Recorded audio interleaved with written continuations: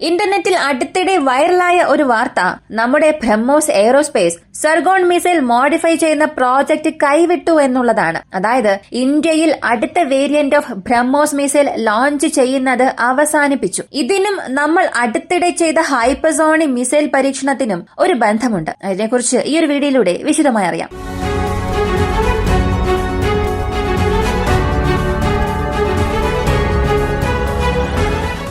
ആദ്യം ചില കാര്യങ്ങൾ വ്യക്തമാക്കാം. ബ്രഹ്മോസ് എയ്റോസ്പേസ് എന്നത് പൂർണ്ണമായും ഒരു ഇന്ത്യൻ കമ്പനി അല്ല.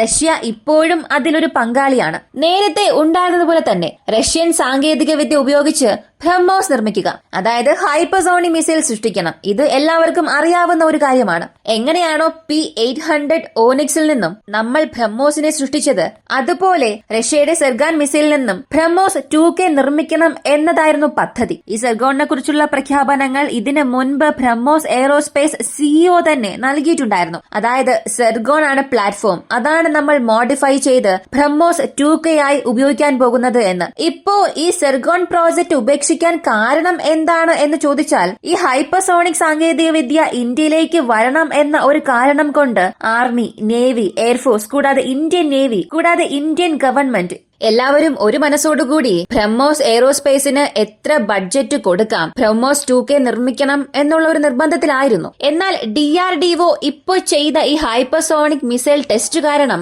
ബ്രഹ്മോസ് എയ്റോസ്പേസ് ഇല്ലാതെ തന്നെ പൂർണ്ണമായും DRDOയ്ക്ക് ഈ സാങ്കേതിക വിദ്യ നിർമ്മിക്കാൻ കഴിയും എന്നുള്ളപ്പോൾ ബ്രഹ്മോസ് എയ്റോസ്പേസിന് എന്തിനിത്ര തുക നൽകണം എന്ന ഒരു ചോദ്യമുണ്ടായി. നമ്മുടെ സൈന്യത്തിന്റെ കാര്യം പറഞ്ഞാൽ ലോകത്തിലെ ഏറ്റവും വലിയ സ്റ്റാൻഡിംഗ് ആർമിയാണ്. അത്രയും സൈനികർക്ക് നമ്മൾ ശമ്പളം നൽകണം, അലവൻസ് നൽകണം. ഇതുകൂടാതെ എയർക്രാഫ്റ്റ് വാങ്ങണം, കപ്പൽ വാങ്ങണം. ഇങ്ങനെ നമ്മുടെ ബഡ്ജറ്റ് നമ്മൾ തന്നെ രൂപപ്പെടുത്തണം. അപ്പോ നമ്മുടെ ബഡ്ജറ്റ് എത്ര തന്നെ വലുതായി തോന്നിയാലും അതൊക്കെ ചെറിയ എമൗണ്ട് ആണ്. നമ്മുടെ ആർമിക്ക് അതൊന്നും തികയുകയില്ല.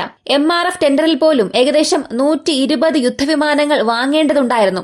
ഈ 120 യുദ്ധവിമാനങ്ങൾ എന്നത് പെട്ടെന്ന് ആവശ്യമുള്ളവയാണ്. ഇതുകൂടാതെ മറ്റ് 250 യുദ്ധവിമാനം 4.5 ജനറേഷൻ, അടുത്ത ഒരു 200 യുദ്ധവിമാനം 5th ജനറേഷനിലും 3 എയർക്രാഫ്റ്റ് കാരിയർ വരെയും അടുത്ത 15 വർഷത്തിനുള്ളിൽ നമ്മൾ ഇൻഡക്ട് ചെയ്യണം. ഇപ്പോ ഇത്രയും പണം നമ്മൾ ചിലവാക്കണം എന്നുള്ളപ്പോൾ ഇതിനിടയിൽ ഏതൊക്കെ പ്രോജക്റ്റ് ആണ് ആവശ്യം, ഏതൊക്കെ പ്രോജക്റ്റ് ആവശ്യം ഇല്ല എന്നുള്ളത് ഫിൽട്ടർ ചെയ്താൽ മാത്രമേ നമ്മുടെ ബജറ്റും നമുക്ക് കാൽക്കുലേറ്റ് ചെയ്യാൻ സാധിക്കൂ, ലക്ഷ്യത്തിലേക്കും എത്താൻ സാധിക്കും. അതിനെ അടിസ്ഥാനമാക്കിയാണ് ബ്രഹ്മോസ് 2K പ്രോജക്റ്റ് നമ്മൾ അവസാനിപ്പിച്ചത്. അപ്പോ ബ്രഹ്മോസ് എയ്റോസ്പേസ് ഇനി എന്താണ് ചെയ്യാൻ പോകുന്നത്? ഈ ബ്രഹ്മോസ് 2K പ്രോജക്റ്റ് ഇല്ലാതെ അവർ എന്ത് ചെയ്യാൻ പോകുന്നു എന്ന് ചോദിച്ചാൽ, ഇതിനകം നമ്മുടെ പക്കലുള്ള ബ്രഹ്മോസ് മിസൈലിന്റെ റേഞ്ച് എങ്ങനെ എക്സ്റ്റെൻഡ് ചെയ്യാം എന്നുള്ള ഡിസ്കഷൻസ് പോവുകയാണ്.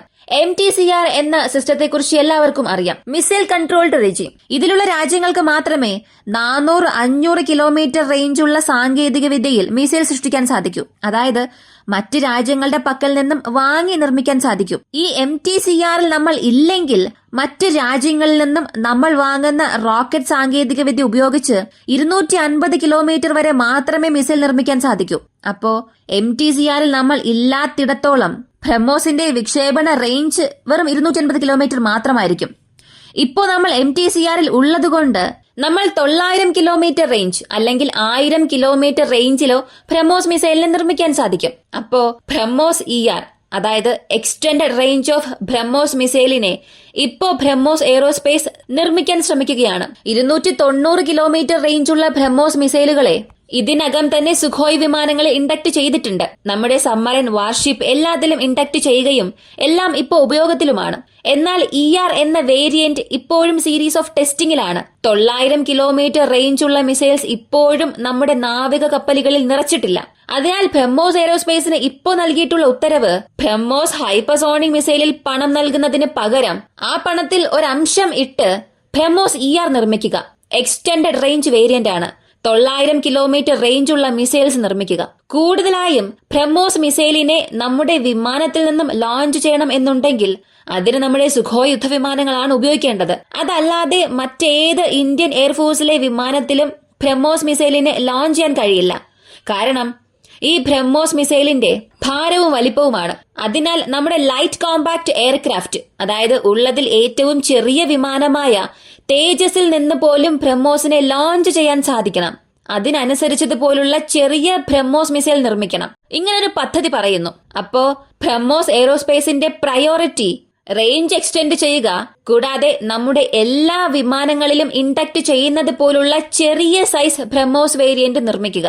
ഇതാണിപ്പോ ബ്രഹ്മോസ് എയ്റോസ്പേസിന്റെ സുപ്രധാന ലക്ഷ്യം. ഈ ഒരു ചെറിയ സൈസ് ബ്രഹ്മോസ് എന്നത് തീർച്ചയായും ഒരു ഗെയിം ചേഞ്ചർ ആയിരിക്കും. കാരണം നമ്മുടെ ഫ്രണ്ട് ലൈൻ ഫൈറ്റർ ജെറ്റായ റഫേൽ യുദ്ധവിമാനത്തിൽ പോലും ബ്രഹ്മോസിനെ ഇൻഡക്ട് ചെയ്യാൻ സാധിക്കും.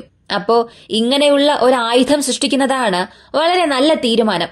ബ്രഹ്മോസ് ഹൈപ്പർസോണിക് മിസൈലിൽ വീണ്ടും ഇൻവെസ്റ്റ് ചെയ്തുകൊണ്ടിരിക്കുകയാണെങ്കിൽ അത് നമുക്ക് വലിയ നഷ്ടത്തിൽ അവസാനിക്കും. അതായത് ഇതിനകം അങ്ങനെ ഒരു സാങ്കേതിക വിദ്യ നമ്മുടെ പക്കൽ ഉള്ളപ്പോൾ ബ്രഹ്മോസ് എയ്റോസ്പേസ് ഈ ബ്രഹ്മോസ് 2K പ്രോജക്റ്റിൽ ശ്രദ്ധ കേന്ദ്രീകരിച്ചാൽ അത് നമുക്ക് ഒരിക്കലും ഫീസബിൾ ആയിരിക്കില്ല. ഈ ഒരു കാരണം കൊണ്ടും ഇവർ ഈ ഒരു പ്രോജക്റ്റിനെ അവസാനിപ്പിച്ചു, അല്ലെങ്കിൽ അത് മാറ്റിവെച്ചു. ഇപ്പോ ഇത് മാത്രമാണോ ബ്രഹ്മോസ് എയ്റോസ്പേസ് ചെയ്യാൻ പോകുന്നത് എന്ന് ചോദിച്ചാൽ ഇല്ല. അടുത്ത മറ്റൊരു പ്രധാനപ്പെട്ട ജോലി കൂടെയുണ്ട്. ഇതിനകമുള്ള ബ്രഹ്മോസ് മിസൈൽസിന്റെ എല്ലാം എഞ്ചിൻ മോഡിഫിക്കേഷൻ ചെയ്ത് അതുവഴി ബ്രഹ്മോസിനെ നിയർ മാക് 5 ഒരു ഹൈപ്പർസോണിക് സ്പീഡിലേക്ക് കൊണ്ടുവരണം എന്നുള്ളതാണ് അടുത്ത് ചെയ്യാൻ പോകുന്നത്. ഇപ്പോ ഈ നിമിഷത്തിൽ നമ്മളൊരു കാര്യം മനസ്സിലാക്കേണ്ടതുണ്ട്. സെർഗോൺ എന്ന് പറയുന്നത് ഒരു വേഴ്സറ്റൈൽ പ്ലാറ്റ്ഫോം ആണ്. ആ ഒരു പ്ലാറ്റ്ഫോമിനെ കപ്പലിൽ നിന്നും ലോഞ്ച് ചെയ്യാൻ സാധിക്കും, അതിനെ മോഡിഫൈ ചെയ്ത് തറയിൽ നിന്നും ലോഞ്ച് ചെയ്യാൻ സാധിക്കും. എന്നാൽ DRDO നിർമ്മിച്ചിരിക്കുന്ന ഈ ഹൈപ്പർസോണിക് മിസൈൽ എന്നത് അഗ്നി പ്രൈമിനെയാണ് ബൂസ്റ്ററായി ഉപയോഗിക്കുന്നത്. അതിന്റെ സൈസ് കണ്ടാൽ തന്നെ മനസ്സിലാകും. അഗ്നി പ്രൈം ബൂസ്റ്റർ എന്നത് വളരെ വലുതാണ്. അതിനും മുകളിൽ ഈ ഹൈപ്പർസോണിക് മിസൈൽ വരുമ്പോൾ അതിന്റെ ഭാരവും വലിപ്പവും ഒരു വാർഷിപ്പിൽ നിന്നും ലോഞ്ച് ചെയ്യുന്നത് പോലെ ആയിരിക്കില്ല. നമ്മുടെ ന്യൂക്ലിയർ സബ്മറൈനിൽ നിന്നും മാത്രമേ അതിനെ ലോഞ്ച് ചെയ്യാൻ സാധിക്കുകയുള്ളൂ. അങ്ങനെ ലോഞ്ച് ചെയ്യണം എന്നുണ്ടെങ്കിലും അതിൽ ഒരുപാട് മോഡിഫിക്കേഷൻസ് ചെയ്യേണ്ടതുണ്ട്. എയർക്രാഫ്റ്റിൽ നിന്നും ലോഞ്ച് ചെയ്യാനും സാധിക്കില്ല. അപ്പോ DRDO നിർമ്മിച്ചിരിക്കുന്ന ഈ ഒരു വേരിയന്റ് എന്നത് തീരദേശ പ്രതിരോധത്തിനും പാകിസ്ഥാനും എതിരെ മാത്രമേ ഉപയോഗിക്കാൻ കഴിയുകയുള്ളൂ. അതിനെ കപ്പലിൽ നിന്നോ അന്തർവാഹിനികളിൽ നിന്നോ വിമാനങ്ങളിൽ നിന്നോ ഇൻഡക്ട് ചെയ്ത് ഉപയോഗിക്കാൻ സാധിക്കില്ല.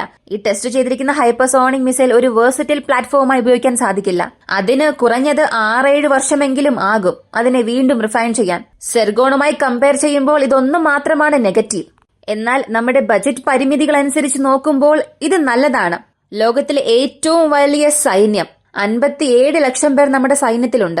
അവർക്ക് ശമ്പളം കൊടുക്കണം, അലവൻസ് നൽകണം. അതുകൂടാതെ നമ്മൾ ഏകദേശം 450 എയർക്രാഫ്റ്റ് വാങ്ങേണ്ടതുണ്ട് അടുത്ത 10 വർഷത്തിനുള്ളിൽ. കൂടാതെ 2 വിമാനവാഹിനി കപ്പൽ വാങ്ങണം, 6 ന്യൂക്ലിയർ സബ്മറൈൻസ് വാങ്ങണം, 2 ന്യൂക്ലിയർ ബാലിസ്റ്റിക് മിസൈൽ സബ്മറൈൻസ് വാങ്ങണം. ഇങ്ങനെ ഓരോ പ്രോജക്റ്റിനും നമ്മൾ പല ആയിരക്കണക്കിന് കോടികൾ ചിലവാക്കണം. എത്ര തന്നെ നമ്മുടെ ഈ അലവൻസ് നമ്പേഴ്സിൽ കാണാൻ കൂടുതലായി തോന്നിയാലും, അതായത് 85 ബില്യൺ 90 ബില്യൺ കാണാൻ വലുതായി തോന്നിയാലും നമ്മുടെ രാജ്യത്തിന്റെ പ്രതിരോധത്തിന് ഇത് തികയില്ല. അപ്പോ നമ്മൾ എവിടെയെല്ലാം പണം വെട്ടിക്കുറയ്ക്കാം, ഏതൊക്കെ പ്രോജക്റ്റ് അവസാനിപ്പിക്കാം എന്നുള്ളത് സെലക്ട് ചെയ്ത് അതിനനുസരിച്ചതുപോലെ പ്രവർത്തിക്കണം. എങ്കിൽ മാത്രമേ നമ്മുടെ ലക്ഷ്യത്തിലേക്ക് എത്താൻ സാധിക്കുകയുള്ളൂ. ഇപ്പോ ബ്രഹ്മോസ് എയ്റോസ്പേസിന് ബ്രഹ്മോസ് ഹൈപ്പർസോണിക് വേരിയന്റ് നിർമ്മിക്കാനുള്ള ഫണ്ട് നമ്മൾ നൽകുകയാണെങ്കിൽ മറ്റെവിടെയെങ്കിലും അതിനുള്ള ഒരു കുഴപ്പം നമുക്കുണ്ടാകും.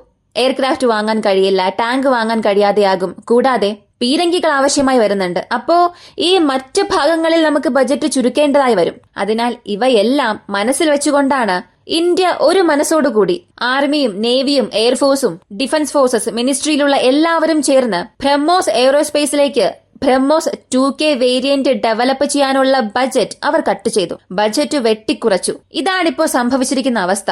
ഇനി പലർക്കും വരുന്ന ഒരു ചോദ്യം, നമ്മുടെ ബ്രഹ്മോസ് എയ്റോസ്പേസ് ഹൈപ്പർസോണിക് മിസൈൽസ് നിർമ്മിക്കുന്നത് സെർഗോൺ മിസൈൽസ് വച്ചാണോ എന്ന് ചോദിച്ചാൽ അതെ. കാരണം ബ്രഹ്മോസ് എയ്റോസ്പേസ് എന്നത് റഷ്യയും ഇന്ത്യയും ഒരുമിച്ച് സൃഷ്ടിച്ച കമ്പനിയാണ്. അത് മുഴുവനും ഇന്ത്യൻ കമ്പനി എന്ന് പറയാൻ കഴിയില്ല. അപ്പോ ഇങ്ങനെ 2 രാജ്യങ്ങളും ഇതിൽ പ്രവർത്തിക്കുന്ന കാരണം കൊണ്ട് ആ രാജ്യത്തിന്റെ സാങ്കേതിക വിദ്യ ഉപയോഗിക്കുന്നതാണ് യുക്തിസഹമായ കാര്യം. അതിനാൽ റഷ്യക്കാർ അവരുടെ സെർഗോൺ നമുക്ക് നൽകിയാൽ പോലും ആ ഒരു പ്രോജക്റ്റിൽ പല 1000 കോടി ഇൻവെസ്റ്റ് ചെയ്യേണ്ട അവസ്ഥയിലല്ല നമ്മൾ ഇപ്പോഴുള്ളത്. ഇതാണ് സെർഗോൺ പ്രോജക്റ്റിനെ മാറ്റിവെക്കാനുള്ള കാരണം. ഈ ഒരു കാരണത്തെക്കുറിച്ച് നിങ്ങൾ എന്താണ് കരുതുന്നതെന്നുള്ളത് കമന്റിൽ പറയുക. ഇന്ത്യൻ ഗവൺമെന്റ് എടുത്ത ഈ ഒരു തീരുമാനത്തോടുള്ള നിങ്ങളുടെ അഭിപ്രായം കമന്റിൽ പ്രതീക്ഷിക്കുന്നു. വീഡിയോ ഇഷ്ടമായാൽ ലൈക്ക് ചെയ്യുക, ഷെയർ ചെയ്യുക. നമ്മുടെ ചാനൽ ആദ്യമായി കാണുന്നവരാണെങ്കിൽ മറക്കാതെ സബ്സ്ക്രൈബ് ചെയ്ത് സപ്പോർട്ട് ചെയ്യുക. മറ്റൊരു വീഡിയോയുമായി വീണ്ടും കാണാം.